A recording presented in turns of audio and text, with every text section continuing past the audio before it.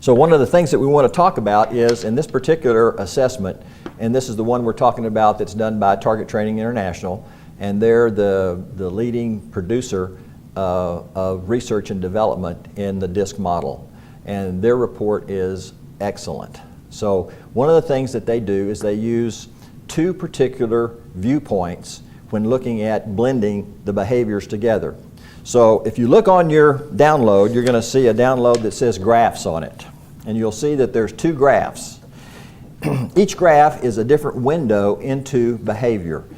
Graph number 2 on the right side, as you look at it, this is called the natural style. In other words, this is a picture, will be a picture of your behavior or the behavior of the person that you're working with.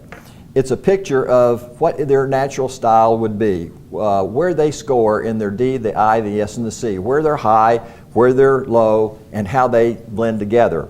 You can see there underneath the graph, it talks about what this particular graph number 2 tells us. It's a response to pressure. This is the graph, this is the picture of you and I, if you will, when we're just hanging out being ourselves.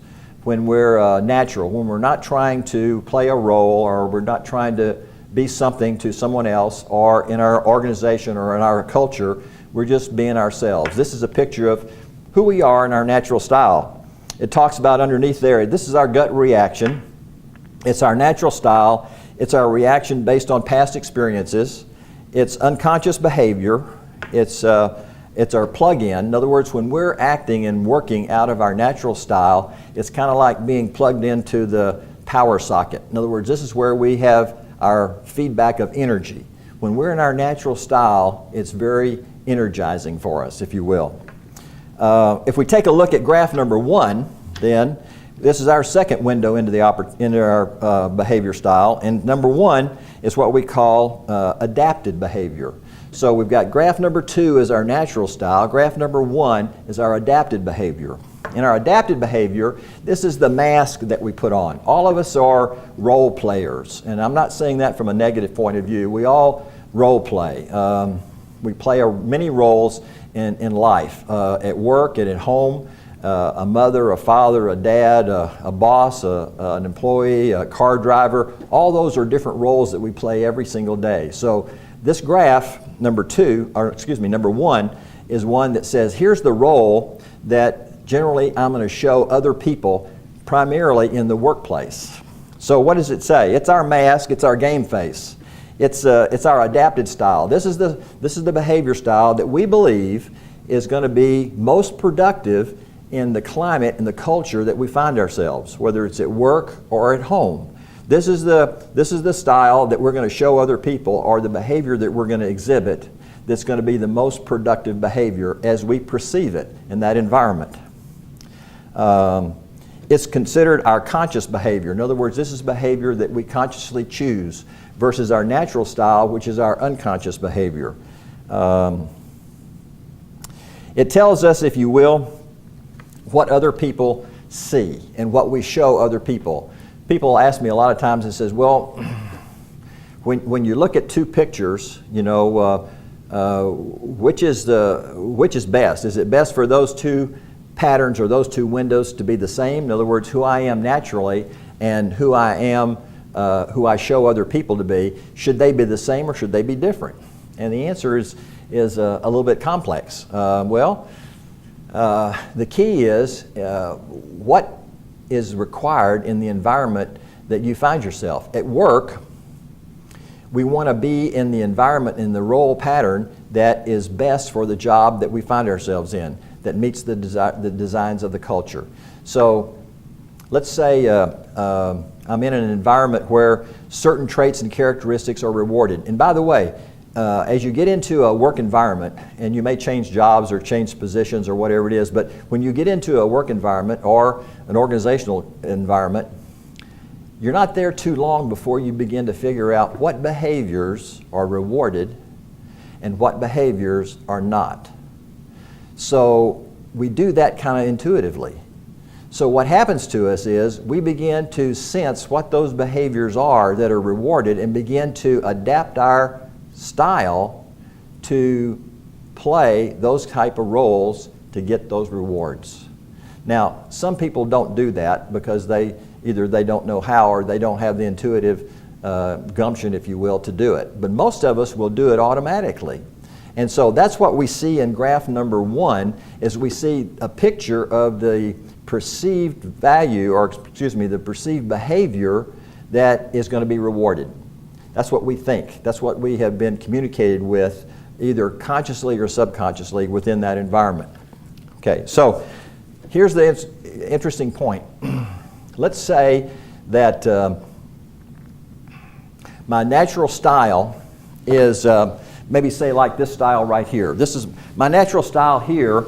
If we take a look at it, we would say the salient point here, or the most dominant point, is the I. In other words, it's the highest point on the graph. So when you look at when you get your report, if you do your report, but when you look at the graphs, by the way, if you can look on your second download, you'll see an example of what's in the report. It shows you your natural and your adapted graphs. This is an example in your handouts. So the high I here would be called your primary style, and your D, which is your second highest point, would be your secondary style. So if someone were to say, well, what's your primary style? You'd say, well, I'm a high I and a secondary D. In other words, the S and the C are lower. It doesn't mean they're not important. Okay? It just means that they're not your salient features, if you will, in your particular style. So let's say this is my style here, and then I'm working in an environment. Let's say I'm working in an environment. By the way, this kind of a style here, would you say would be a person with a high I, would be somebody, a job that would need this type of style. Might be a position like a sales or marketing or customer service, would be something like this, would look at this style. Or maybe even a CEO or an entrepreneur or a manager might have a style like this. Well, let's say I'm going to be in a role of a quality control person, or let's say even an engineer. My role is going to be an engineer. Well, what would an engineer role look like? Well, the position itself has a description just like a person does. So the engineer would not necessarily have this style of a row. They would more have a style where their high would be in the S and the C, and their lower would be probably in the D and the I. So it would be kind of opposite of this particular one. So let's say that, I might use myself as an example. My background in education and so forth and degree is in chemical engineering. So I went through school and got my degree in chemical engineering. Well, that's more of an SC style of work, which didn't fit me all that well, but at the time I had no idea anything about styles or behavior or anything at that point, and I was quite young. But I did have enough knowledge and skills and ability to do the work, to pass the scores, I was good in math and science, so that's what happened. So I became an engineer.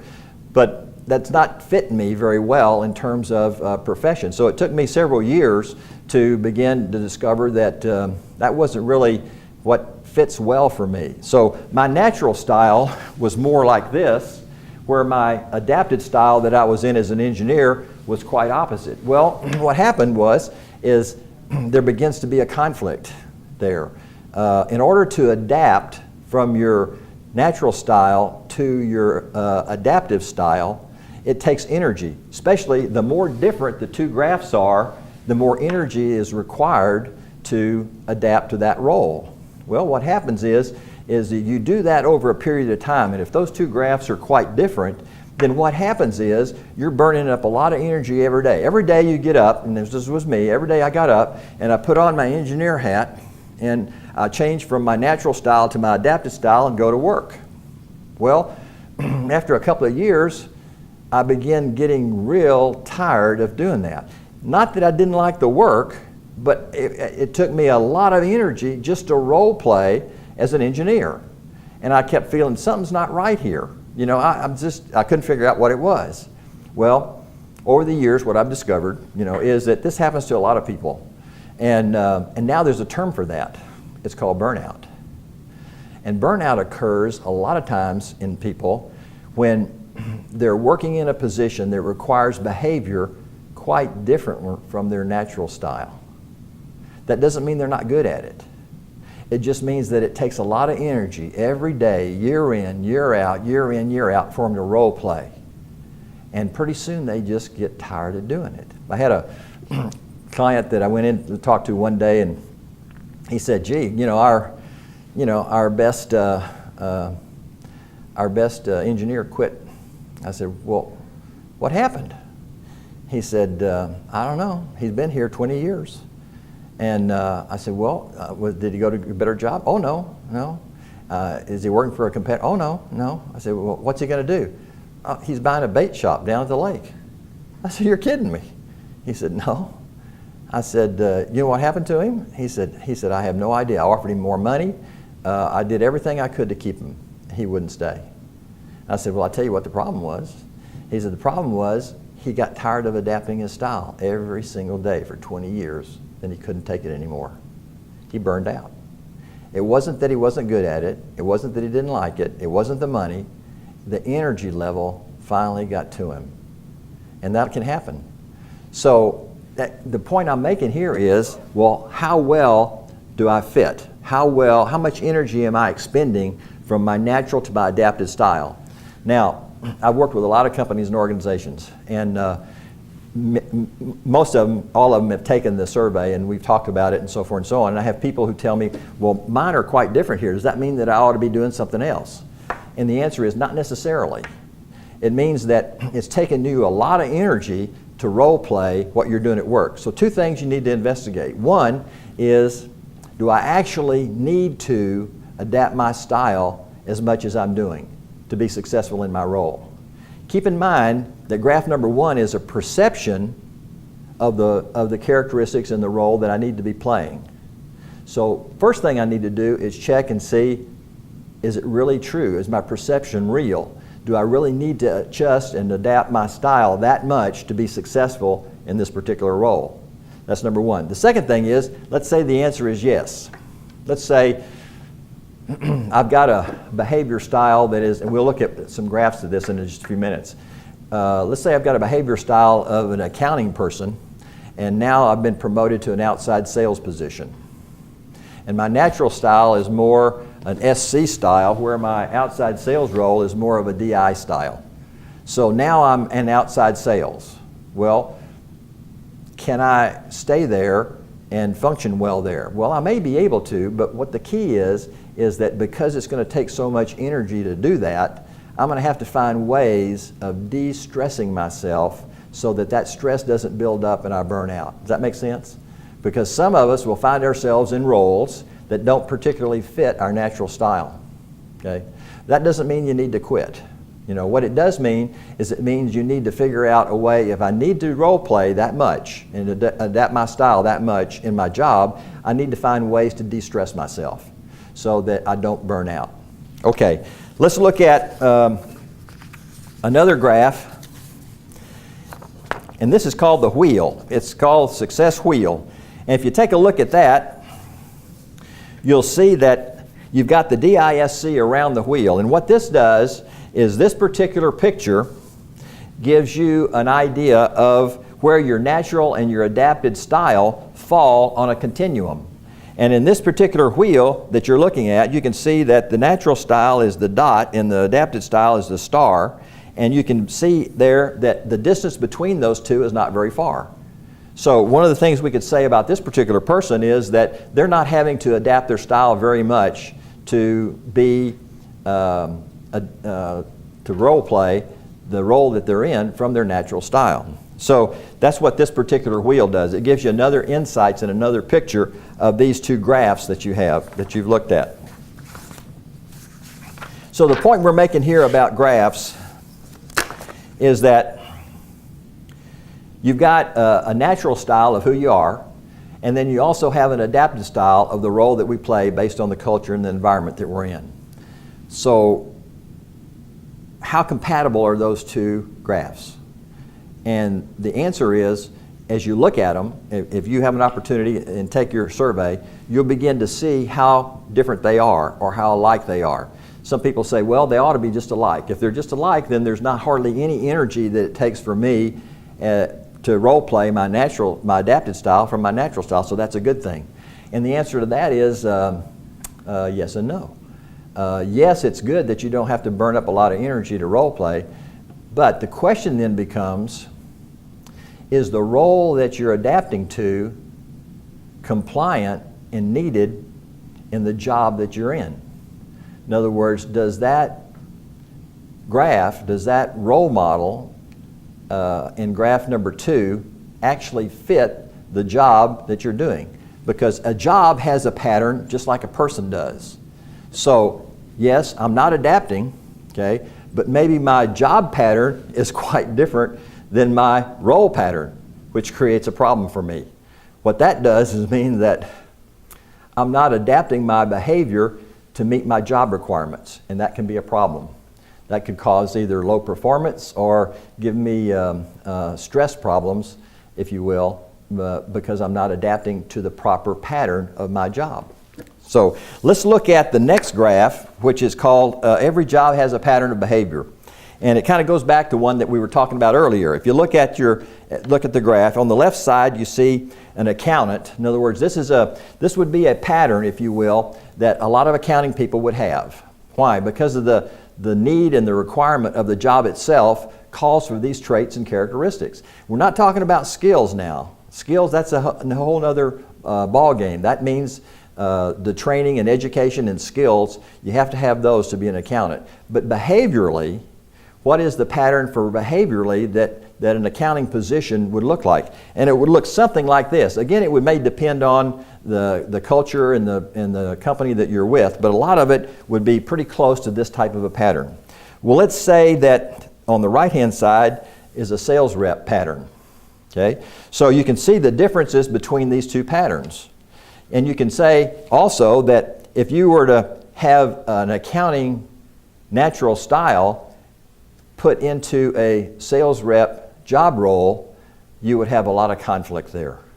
Could you do it? And the answer was sure you could. You could be trained and so forth and so on. I've seen various organizations train people for various kinds of roles with a great training program, only to find after a year or two the person burns out and quits and goes and does something else. Not that they weren't good at it, but they didn't fit. So one of the things that we've done with our clients is say, well, let's take a look organizationally. How do people fit in the organization in the job roles that they're in? And by doing some of the assessments that we've talked about in the surveys that you'll be able to do at the end of the e-learning course, you can begin to see that.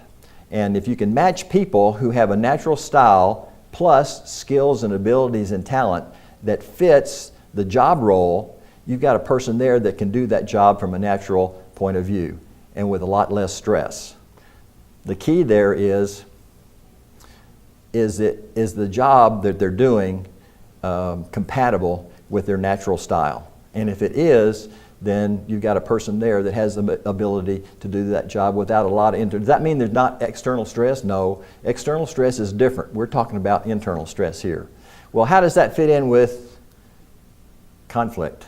Well, you can begin to see that if I'm having to adapt my style to something that I'm not really comfortable with, creating stress for me, it's going to create conflict within me. Will I be able to do my job and perform as well? Answer is probably not.